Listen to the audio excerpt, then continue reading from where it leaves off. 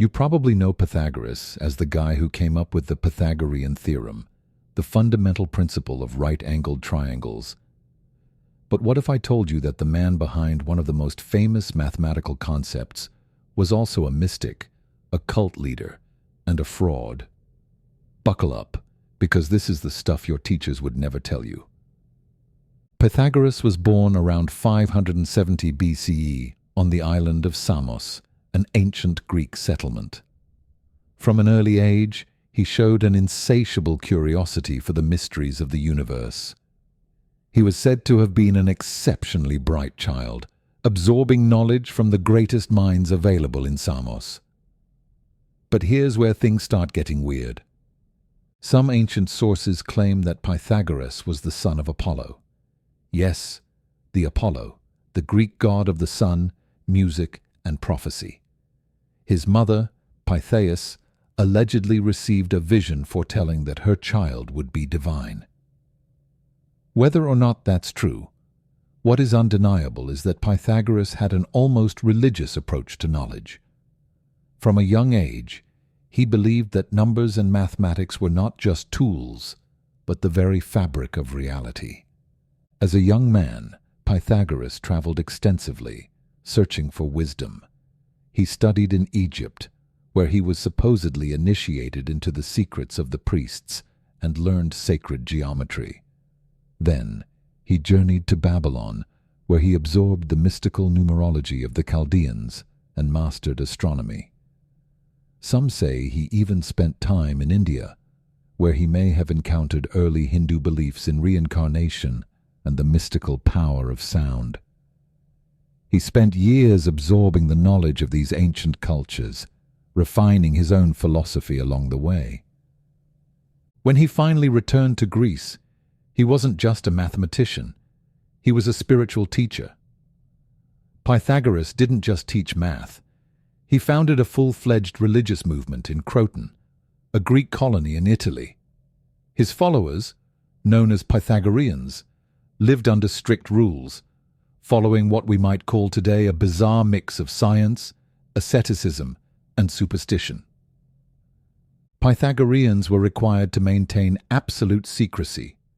They couldn't even speak of Pythagoras's teachings to outsiders under penalty of death. But what was so secret that it needed this level of protection? His teachings were considered sacred, divine truths that should only be entrusted to those who were worthy. Let's start with the diet. Pythagoras and his followers were vegetarians, but not just any kind of vegetarians. They strictly avoided beans. Not just eating them, but even touching them. Why? Some say Pythagoras believed that beans contained human souls, a result of his belief in reincarnation, as the shape of a bean was similar to that of a human embryo. Legend has it that Pythagoras himself met his end because of his refusal to run through a bean field while fleeing his enemies.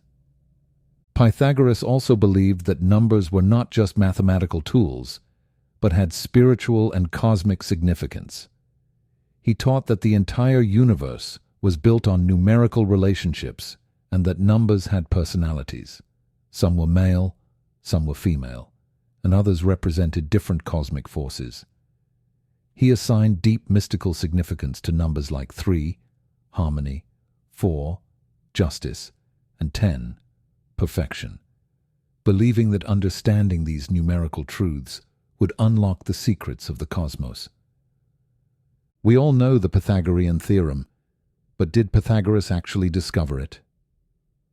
The truth is murky. The Babylonians knew about the principle centuries before Pythagoras was even born.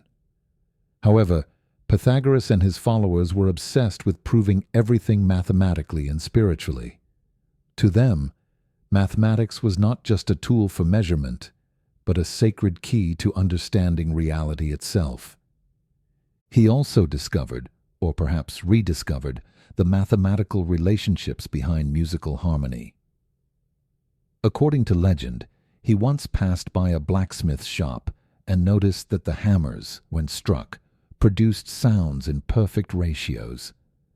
This led him to study how different string lengths created harmonious sounds, forming the foundation of Western music theory. He believed that music was governed by mathematical laws, and that these laws could be used to purify the soul and bring humans closer to divine understanding. Living in Pythagoras's community meant following some truly bizarre rules. His followers believed in communal living, wore white robes, and were not allowed to own personal possessions. They had to endure long periods of silence and underwent years of initiation before they could hear Pythagoras's teachings directly. They also believed in metempsychosis, the transmigration of souls, meaning they thought they could be reincarnated into animals or even plants. Here are some of the strangest rules the Pythagoreans followed. Never pick up food that has fallen on the ground. Do not look in a mirror next to a light. Do not let swallows nest under your roof. Avoid eating the heart of an animal. Always put the right shoe on before the left. Never urinate facing the sun. Do not stir a fire with an iron tool. Abstain from sex during the daytime. While these rules might seem arbitrary, Pythagoras believed that they were essential to maintaining harmony with the universe. Many of these prohibitions were based on his numerological and mystical beliefs, reinforcing the idea that everything in life should be aligned with divine mathematical order. For years, Pythagoras's sect grew in power, even influencing local politics. But that power came with enemies. The exclusivity of the cult and its secretive nature made people suspicious. Eventually, tensions boiled over, and a mob attacked the Pythagorean school. Some sources say Pythagoras was killed in the assault. Others claim he escaped and died in exile. Either way, his cult largely collapsed after his death. Despite his strange beliefs, Pythagoras's influence on mathematics, philosophy, and science was profound.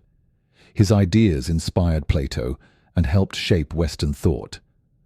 But because his teachings were passed down orally and shrouded in secrecy, it's difficult to separate fact from myth.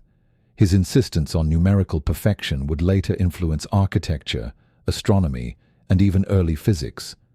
Was he a genius, a mystic, or a madman? The answer might be all three.